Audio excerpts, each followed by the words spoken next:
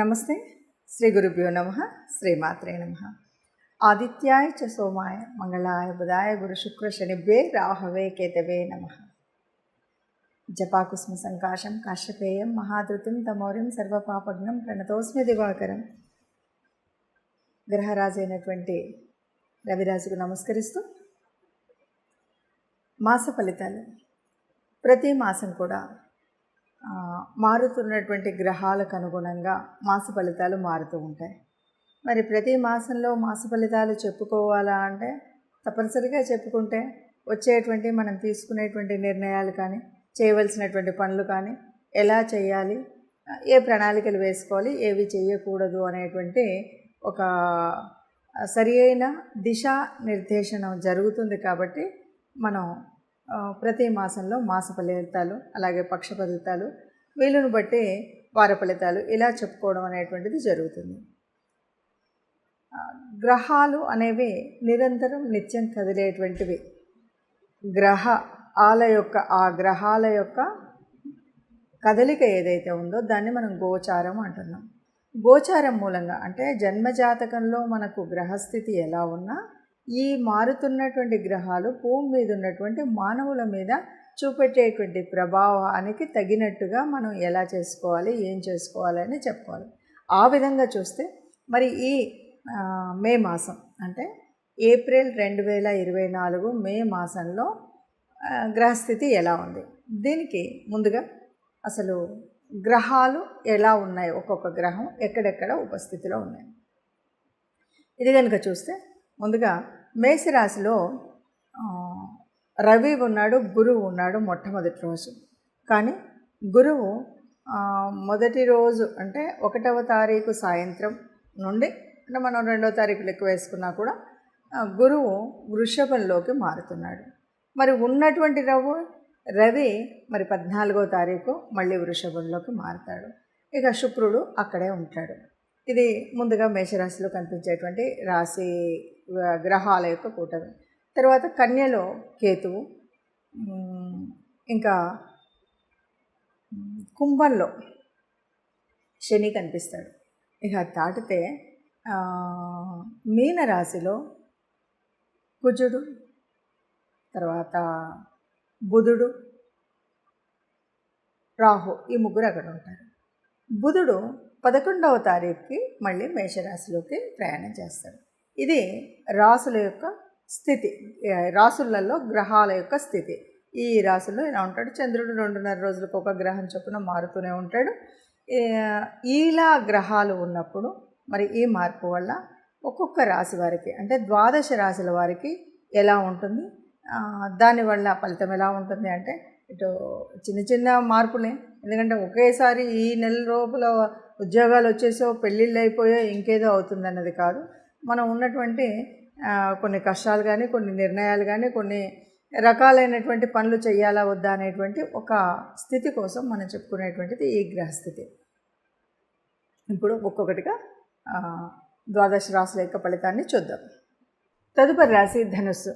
ధనుర్రాశి వారికి ఎలా ఉంది అంటే కనుక మే రాశిలో వీరికి చక్కగా ఈ మాసం అంతా కూడా చక్కగా సంపదలన్నీ సిద్ధిస్తాయి అని చెప్పచ్చు.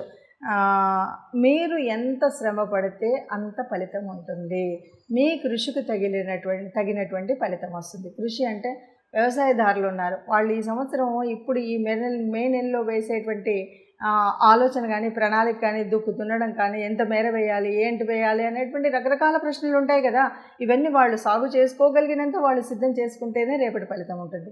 అలాగే ఉద్యోగస్తులు, అలాగే చదువుకునే పిల్లలు ఈ సమయంలో ఇలా చదువుకుంటే రేపటి ఫలితం ఎలా ఉంటుంది అని తప్పకుండా ఉంటుంది. అలాగే ధన, వస్తు, లాభం అన్నీ ఉంటాయి. లాభము అంటే మనం చేసేటువంటి దాంట్లో వచ్చేస్తుందని కాదు. ఎవరో ఎక్కడికైనా వెళ్ళాం, బట్టలు పెడతారు, ఎక్కడికో వెళ్ళాం, మామూలుగా మా లాంటి వాళ్ళు ఉన్నారు, ఏదో ప్రవచనానికి వెళ్ళారు, వాళ్ళు 1000 రూపాయలు 2000 చేతులు కవర్లో పెట్టి ఇవ్వడం అంటే ఓ రకంగా ధన లాభము అంటే పూర్తిగా మనం చేసేటువంటి వ్యాపారంలో వచ్చేటువంటి లాభాలే కాకుండా మొత్తంగా మన చేతిలోకి కొంత ధనం అయితే చేతికి అందుతుంది, ధనలాభం. అలాగే వస్త్ర లాభం కూడా ఉంటుంది. ధనం కానీ, వస్త్రాలు కానీ మనం కొనుక్కోగలిగినట్టు, లేకపోతే తక్కువ ధరలో లభించడము, ఇలాంటివి ఏవైనా మనకి జరగవచ్చు. అట్లాగే మనము ఇష్టకార్యసిద్ధి కూడా కనిపిస్తుంది. అంటే నేను ఈ పని ఇలానే చేయాలనుకున్నాను, ఒక ఒకరు చెప్తూ ఉంటారు, నేను ఇల్లుని ఇలాగే కట్టుకోవాలను, ఆ ఇష్టం తను ఎలా ఇష్టపడారో, లేకపోతే ఈ రూమ్ని ఇలా సర్దుకోవాలనుకున్నాను, లేకపోతే ఈ పని నేను ఇలాగే ఒక చిన్న శుభకార్యం చేస్తారు, ఆ శుభకార్యం నేను మొత్తంగా నేను అనుకున్నది అనుకున్నట్టుగా అయ్యింది అంటుంటారు.